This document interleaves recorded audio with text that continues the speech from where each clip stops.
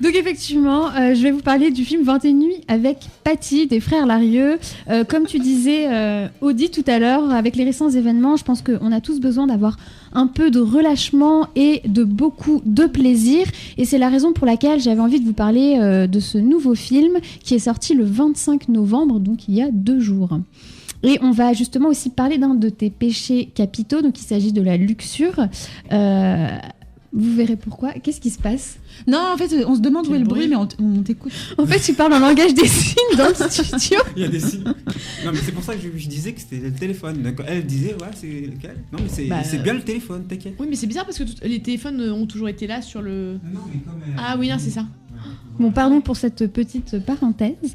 Alors, comme vous avez l'habitude avec moi, il s'agit cette fois encore d'une fable absurde, mais rassurez-vous, ça n'a rien à voir avec The Lobster. Petit clin d'œil pour Audrey. Je suis parti le voir, franchement. Qui avait été... Non, mais en plus, certes, t'as emmené une fille en rendez-vous amoureux voir The Lobster. Mais jamais tu vas voir... un film. J'avais dit que c'était... Jamais tu vas voir un film avec une fille ? Non. Pour moi, ça sert qu'à ça, un film. Non. Non, mais ce type de film avec une fille, enfin, pour emballer, clairement, c'est pas... Ouais, non, c'est pas c'est le pas... meilleur. Ah non, c'est pas fait pour. Hein, non. Non, c'est... Je vous avais... Mais vous m'écoutez, vous écoutez. Mais non, mais je sais pas, mes tu nous as envoûté avec ton truc, ouais, on grave, est tout tu parles allés très le voir. bien. Et... Tu devrais faire de la politique. Ouais, c'est clair. Ils vendent n'importe quoi. J'étais confiant quand j'ai acheté les places. Hein. J'imagine. Excusez-moi. Alors, si vous connaissez les Larieux, pas de surprise, puisque nous sommes purement dans leur ADN cinématographique. Comme on a pu le voir dans Les Derniers Jours du Monde, par exemple. C'est l'histoire d'un homme qui veut profiter des plaisirs charnels avant la fin du monde. Ou encore L'amour est un crime parfait, dans lequel Mathieu Amalric essaie de se souvenir s'il a tué l'une de ses amantes. Bref, un univers particulièrement sensuel. Ah oui, c'est sensuel. J'imagine la tête de la copine. C'est ça que tu as voulu me faire regarder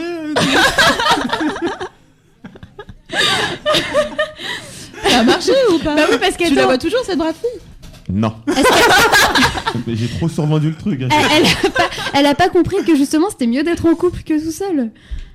Bah, peut-être pas avec moi. C'est vrai que ça aurait pu te servir, normalement. Enfin, ça aurait dû. C'est vrai. Mais sauf qu'elle dormait pendant la moitié du film. d'accord. Merde. Bon bref, comme le titre le suggère, c'est en quelque sorte le sujet, donc la sensualité. 21 nuits avec Patty, une espèce de film non identifié, un peu obscène, un peu embarrassant et pourtant hyper rafraîchissant. Définitivement, les Larieux se sont encore surpassés au nom du bizarre et de l'absurde, probablement obsédés par cette envie de surtout pas faire un film qui serait déjà vu, entre guillemets, et faire vraiment quelque chose de peu commun. Donc 21 nuits avec Patty, c'est une chronique extraordinaire de la vie dans laquelle on débarque un beau matin d'été. Caroline, qui est jouée par Isabelle Carré, une Parisienne frigide, on peut le dire, qui est venue organiser les funérailles de sa maman, qui au contraire était une épicurienne et avec qui elle avait totalement coupé les liens. Elle rencontre alors ceux qui partageaient son quotidien, dont Patty, interprétée par Karine Viard. Alors Patty, elle est rock'n'roll comme Patti Smith, Patty Boyd ou Patty Hansen. Elle est comme un vent d'Espagne, comme il est dit dans le film, c'est-à-dire fraîche et libérée, comme Julie Delpy dans Lolo, dont on avait parlé, au début quand on commençait cette émission d'ailleurs. Ouais. Les Larieux confèrent au personnage de Karine Viard une sorte de volupté iconique, à la fois vulgaire, entière et complètement revendiquée. Elle est que le second rôle et pourtant, déjà elle est dans le titre et surtout le spectateur ne voit qu'elle. Elle déborde du cadre par sa présence charismatique, voire hypnotique.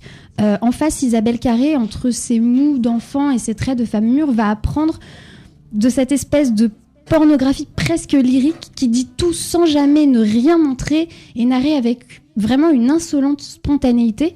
En fait, ça veut lui apprendre à retrouver son propre désir. Et c'est ce que j'admire en fait dans ce film, c'est son incroyable désinvolture dans cette façon très contenue d'être débridée. Tu pourrais vendre du vin, toi. Elle a utilisé l'expression pornographie lyrique. Ouais. Oui. Non, vraiment, vous verrez juste après pourquoi. Et donc, elle rencontre cette Patty qui est complètement différente d'elle. Et un matin, le corps de la défunte disparaît mystérieusement. Et là, gros malaise. l'histoire prend une très curieuse tournure puisque nous partons, vous allez dire je parle vraiment que de films chelous, nous partons à la recherche d'un probable nécrophile. Sympa. Voilà. Vous avez bien entendu, un nécrophile. Mais quoi? Un nécrophile. Pas un microphile, un nécrophile. Si c'était qu'un microphile, ça irait. C'est pour ça que je pose la question, parce que les auditeurs se poseraient des questions. Qu'est-ce que fait un micro dans un film? Vous savez tout ce que c'est qu'un nécrophile. Ah oui, oui. Jean Blaguin, humoriste. Alors, bien sûr, c'est un film qu'il faut prendre au 1000e degré pour que ça fonctionne. Ah ouais, je sinon, pense au moins. ça serait Au moins. beaucoup trop glauque. On pourrait fumer avant d'y aller, quoi. Mais même pas, parce que, enfin, en fait, on peut pas s'empêcher de trouver ce film remarquable par cette manière hyper habile, ou en tout cas efficace, de détourner l'odieux par l'humour, et finalement en rire nous aussi. Donc au début, c'est un rire nerveux, un rire jaune, et puis au bout du compte, un rire aux éclats.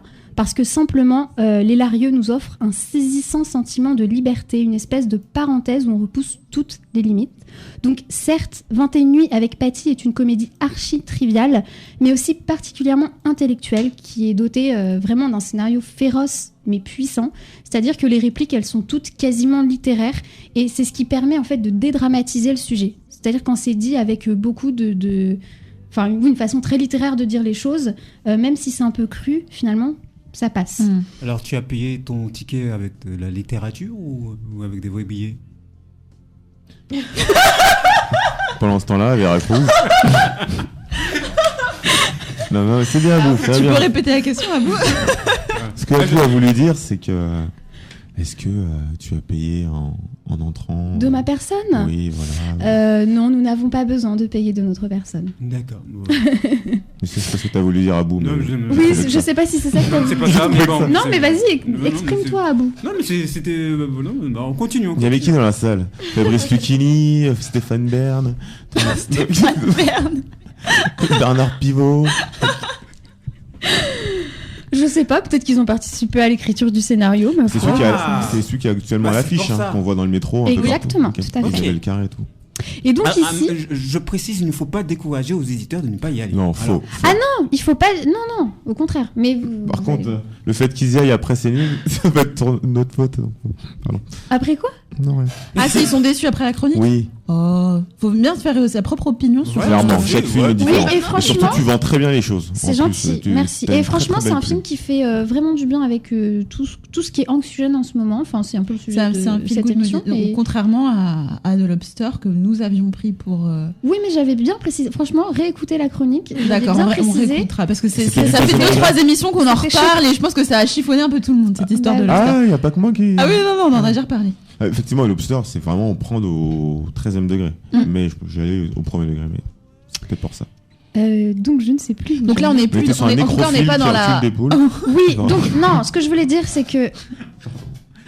Je sais pas comment friscoter. Non, n'écoute pas Kelly. Donc ici, c'est avec André Dussolier qu'on se dévergonde, carrément éblouissant dans ce rôle de dandy énigmatique, capable de réciter justement les pires atrocités avec la verve maniérée d'un romancier, et qui ressemble justement dans le film à s'y méprendre à... bref, le Clésio. Le gars, là. Excusez-moi, je me tais. Donc bref, ce film, c'est définitivement salvateur, c'est jouissif, et les acteurs sont vraiment excellents, tous. Ils incarnent vraiment... Enfin, ils arrivent à incarner réellement ces personnages qui sont forts, marquants, cocasses, et sans jamais tomber dans le piège d'un conte psychologique. On cherche pas à savoir ce qu'il y a dans le fond, on prend juste du plaisir comme il vient. Et bref, je crois que vous aurez compris que je vous le conseille.